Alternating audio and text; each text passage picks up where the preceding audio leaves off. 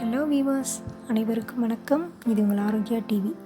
நாம் இன்றைக்கி பார்க்க போகிறது எப்படி வாழைக்காய் வறுவலை மீன் வறுவல் போலவே நல்லா டேஸ்ட்டாக வறுக்கலான்னு தான்.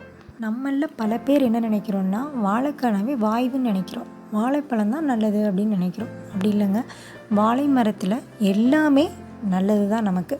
சரி, இந்த வாழைக்காயில் என்ன நன்மைகள் என்பதை வீடியோவில் கடைசியில் பார்க்கலாம். வீடியோவை கடைசி வரைக்கும் ஸ்கிப் பண்ணாமல் பாருங்கள். வாங்க வீடியோக்குள்ளே போகலாம்.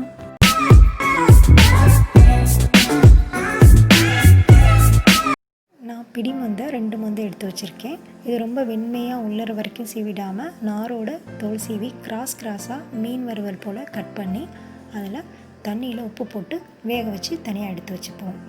நல்லா குழைய வெந்துடாமல் கையை வச்சு அழுத்தி பார்த்துட்டு அதை எடுத்து தனியாக வடிகட்டி எடுத்து தோசைக்கல்லில் வச்சு அதோட கூட மிளகாத்தூள் தேவையான அளவு தூவி விடுவோம். தூவி சிம்லேயே வச்சுப்போம். ஏன்னா ஆல்ரெடி இது நல்லா வெந்துருச்சு நம்மளுக்கு வாழைக்காய்.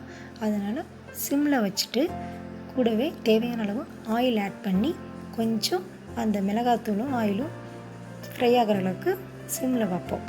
அதோட கூட பூண்டு 10 பல் எடுத்திருக்கேன். அதை ஸ்மாஷ் பண்ணி அது மேலே ஸ்ப்ரெட் பண்ணிப்போம். பூண்டு அதிகமாக சேர்த்தாலும் நல்லா டேஸ்ட்டாகவும் ஸ்மெல் வாசனையாகவும் தான் இருக்கும். அதனால் எவ்வளோ வேணாலும் விருப்பப்படி சேர்த்துக்கலாம். சேர்த்து அதை திரும்ப அப்படியே திருப்பி வச்சு திரும்ப தேவையான அளவுக்கு சில்லி பவுடர் ஆட் பண்ணி கொஞ்சம் ஆயில் ஆட் பண்ணி நல்லா சிம்லேயே வச்சு ஃப்ரை ஆனதும் எடுத்து சாப்பிட வேண்டியது தான். நல்லா டேஸ்டான வாழைக்காய் வறுவல் ரெடி. வாழைக்காய் இது போல் வறுக்கிறத விட அவியல் தான் நல்லது. ஆனால் எல்லாத்துக்கும் நம்ம அப்படி சாப்பிட முடியாது. இப்போ புளிக்குழம்புனா அவியல் நல்லாயிருக்கும்.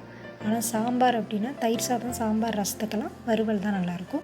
மற்ற காய்கறி போலவே இதுலேயும் எக்கச்சக்க நன்மைகள் இருக்குங்க.